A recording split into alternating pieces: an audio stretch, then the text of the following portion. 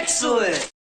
What's up guys, welcome back to Paul's Hardware. Today I'm going to be building a computer, which is pretty normal for my channel, but today's build is a little special because I'm actually going to be shipping this directly to a very special person as soon as I finish assembling it. His name is Travis, and he goes by Shellback Tech on Twitter, and he does charity builds for disabled veterans, which I thought was a very honorable cause, and I've checked out some of his stuff. He does some really nice systems. The system I'm putting together today is going to be sort of a mid-range system. It's pretty decent, but these are all just parts that I already had here. I didn't reach out for sponsorship or vendor support or anything like that. I just wanted to get something up and running for Travis because he's actually been trying to reach out to quite a few tech YouTubers just to sort of get the word out there for what he does, and I have sort of been putting him off, and that's because I wanted it to be a surprise. So I need to give a huge shout out to Chris, or CCM1092 on Twitter, who is a longtime follower. He has helped me coordinate this, get me in touch so I can ship this to Travis. And Travis, if you're watching this right now and this is the first time seeing this and knowing that I am doing this, surprise! I guess. I don't know what more to add beyond that, but I'm sure you will find an appropriate, suitable home for this system. It's pretty good, so let's go over the parts. Here is everything that we're working with today. We've got the entire system kitted out. There are some expansion options still in there because the case that we're using is the NZXT H510 Elite. So you get the Elite version of this. It comes with a couple 140mm NZXT Air fans in the front, which have RGB LEDs and are controllable with the NZXT Hue software, and you also get the little Hue hub that you can connect everything to in there as well. The graphics card is pretty nice. This is last generation, but it is still super powerful. The GTX 1070 Ti. This is the MSI titanium version, which I think is one of their cleanest designs. It's pretty much silver aesthetic, as well as a silver backplate, which you should be able to get a decent look at through the tempered glass side panel window. For a processor, we're going with the AMD Ryzen 5 2600X, which is 6 cores and 12 threads, and has a very nice boost clock, single core performance. Not quite up there with the 3000 series, but I do still have a lot to do with my 3000 series CPUs that I have on hand, so this will get you by just fine with plenty of room for streaming, gaming, and doing anything else you might want to throw at it. We've also got some storage up on top here. This is just an Intel 600 series 512 gig NVMe SSD. For our memory, we're using a G.SKILL Flare X kit, so this is guaranteed to work with Ryzen. This is a 3200 speed kit, cast latency 14. This is actually a really solid kit to use with Ryzen, especially with 2nd gen.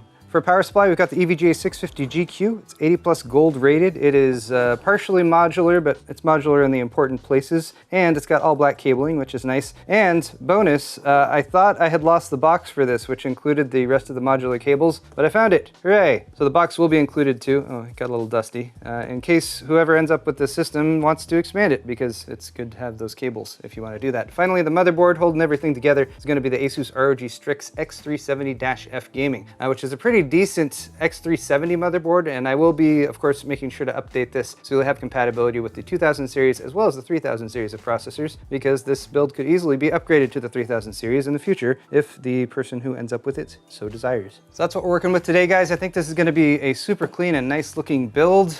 Step one is going to be, of course, motherboard BIOS update, and then we'll get everything assembled in the case. I was double checking this motherboard to see what features it had. It does not appear to have USB BIOS flashback, although it does have that cool ASUS thing they did with some 300 series motherboards where it has AM3 and AM4 mounts for coolers. Kind of convenient. Still going with the AM4 mount because we are just going with the stock heatsink fan, and that's because these are very good for shipping. Other than this, I would have to use an AIO, and I didn't seem to have one handy that was going to be a good fit for this build. That said though, because I really am not sure which BIOS this motherboard currently has, just to be on the safe side, I'm going to install this 1500X processor that will allow us to get up and running and update the BIOS to make sure we're up to the newest one that supports 2000 and 3000 series Ryzen CPUs.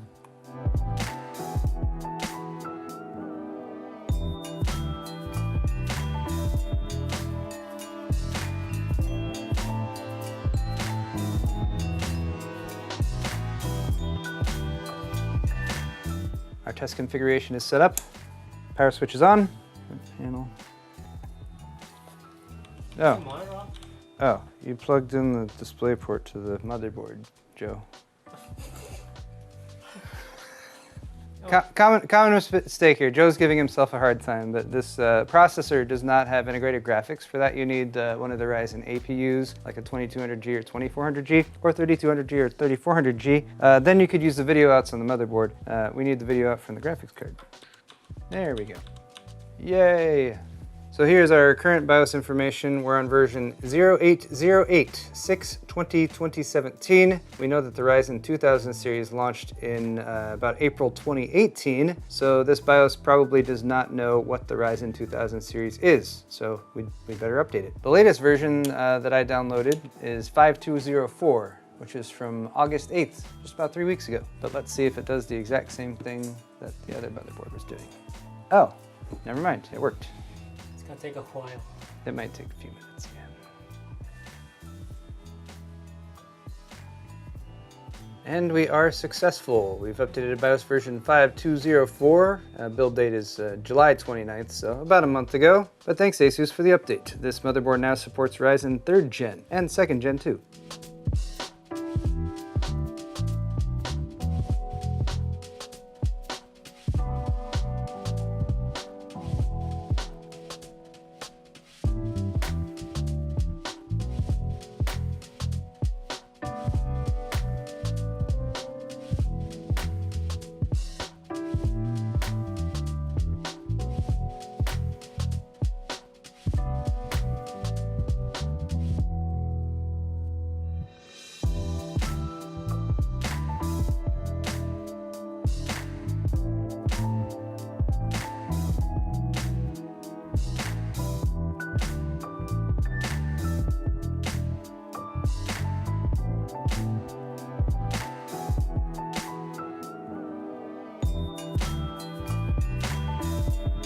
Well, there it is, you guys. This system has been assembled, and I would say it looks pretty nice, actually. Pretty clean. Got a mostly black aesthetic with a bit of silver, some silver accents from the graphics card. It is now time for that special moment where we plug it in and fire it up. I'm fairly confident it should work since we did that outside of the box build where we updated the UEFI, but it's always best to give it another shot. Once everything is installed, we have a power button.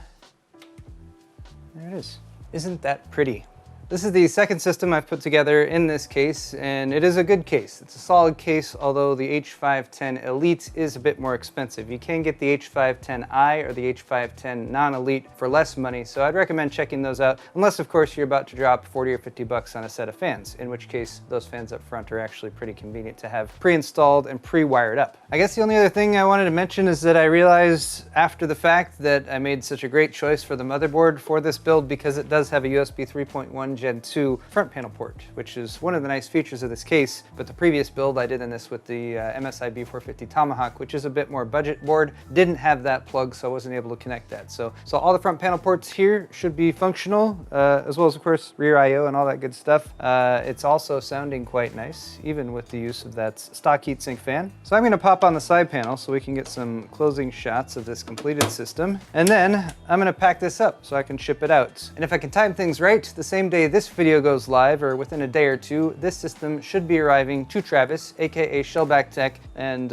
many thanks to you guys out there, all of you, if you're in the armed services, especially if you saw active combat duty, many thanks for your service, and a huge thank you to Travis as well for doing what you do and building systems for disabled veterans. Thank you guys so much for watching this video though. Hit the thumbs up button if you enjoyed it. I'll post links to the relevant hardware that I used down in the video description, as well as links to Travis's Shellback Tech Twitter, and any other links that I think would be useful will be down there as well. So don't forget to check out the description. Thank you guys so much for watching this video. Hit the thumbs up button on your way out, and we'll see you guys next time.